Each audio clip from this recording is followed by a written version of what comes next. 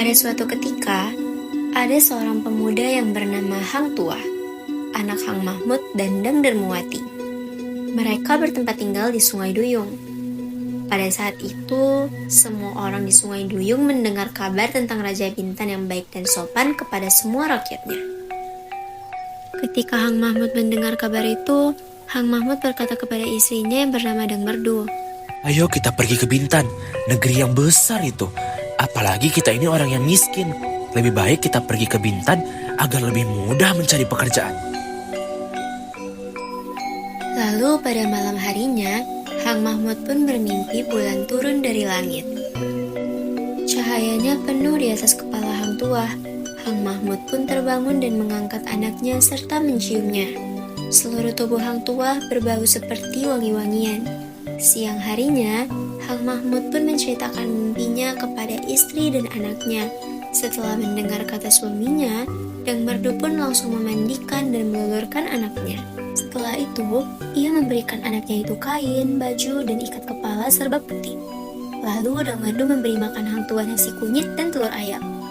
Ibunya juga memanggil para pemuka agama untuk mendoakan selamatan untuk Hang Tuah. Setelah selesai, dipeluknyalah anaknya itu. Lalu kata Hang Mahmud kepada istrinya, Anak kita ini, kita harus menjaganya baik-baik.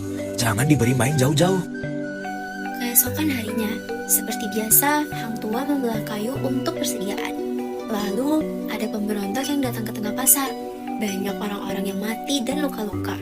Orang-orang pemilik toko meninggalkan tokonya dan melarikan diri ke kampung. Gemparlah negeri Bintan itu dan terjadi kekacauan di mana-mana. Ada seorang yang sedang melarikan diri berkata kepada Hang Tuah, Hai Hang Tuah, hendak matikah engkau tidak mau masuk ke kampung? Maka kata Hang Tuah sambil membelah kayu, Negeri ini memiliki prajurit dan pegawai yang akan membunuh. Ia pun akan mati olehnya. Waktu ia sedang berbicara, ibunya melihat bahwa pemberontak itu menuju Hang Tuah sambil menghunuskan kerisnya. Maka ibunya berteriak dari atas toko. Katanya, Hai anakku, cepat nak, lari ke atas toko. Hang Tuah mendengar kata ibunya.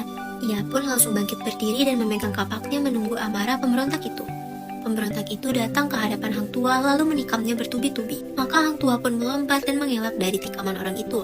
Hang Tuah lalu mengayunkan kapaknya itu dan mati. Maka kata seorang anak yang menyaksikannya, Wow, dia akan menjadi perwira besar di tanah Melayu ini. terdengarlah berita itu oleh keempat kawannya, Hang Jebat, Hang Kasturi, Hang Lekir, dan Hang Lekyu. Mereka pun langsung berlari-lari mendapatkan Hang Tuah. Hang Jebat dan Hang Kasturi bertanya kepadanya.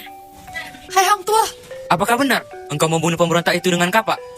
Hang Tuah pun tersenyum dan menjawab, Pemberontak itu tidak pantas dibunuh dengan keris, melainkan dengan kapak untuk kayu. Kemudian karena kejadian itu, Baginda Raja sangat mensyukuri adanya sang Hang Tuah. Jika ia tidak datang ke istana, pasti ia akan dipanggil oleh sang raja. Maka Tumanggung pun berdiskusi dengan pegawai-pegawai lain yang juga iri hati kepada Hang Tuah. Setelah diskusi itu, datanglah mereka ke hadapan sang raja. Maka saat sang Baginda sedang duduk di tahtanya bersama para bawahannya, Tumanggung dan segala pegawai-pegawainya datang berlutut, lalu menyembah sang raja. Hormat tuanku, saya mohon ampun dan berkat. Ada banyak berita tentang pengkhianatan yang sampai kepada saya.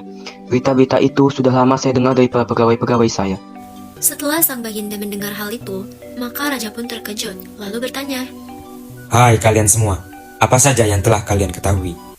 Maka seluruh menteri-menteri itu menjawab, Hormat tuanku, pegawai saya yang hina tidak berani datang.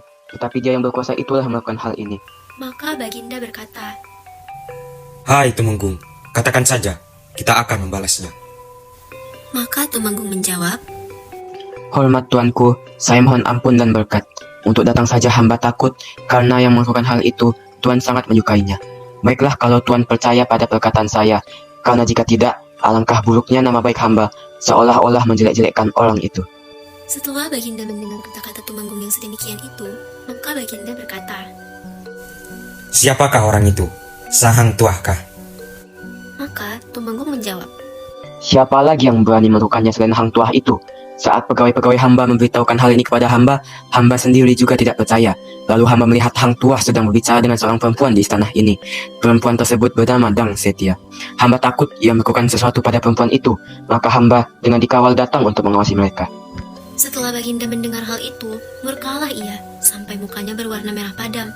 Lalu ia berkata kepada para pegawai yang berhati jahat itu. Pergilah, singkirkanlah si durhaka itu. Maka Hang Tua pun tidak pernah terdengar lagi di dalam negeri itu. Tetapi si tua tidak mati karena si tua itu perwira besar, apalagi dia menjadi wali Allah. Kabarnya sekarang ini Hang Tua berada di puncak dulu Sungai Perak. Di sana ia duduk menjadi raja segala Batak dan orang hutan. Sekarang pun raja ingin bertemu dengan seseorang. Lalu ditanyainya orang itu dan ia berkata, Tidakkah ingin Tuan memiliki istri? lalu jawabnya, Tidak, saya tidak ingin memiliki istri lagi.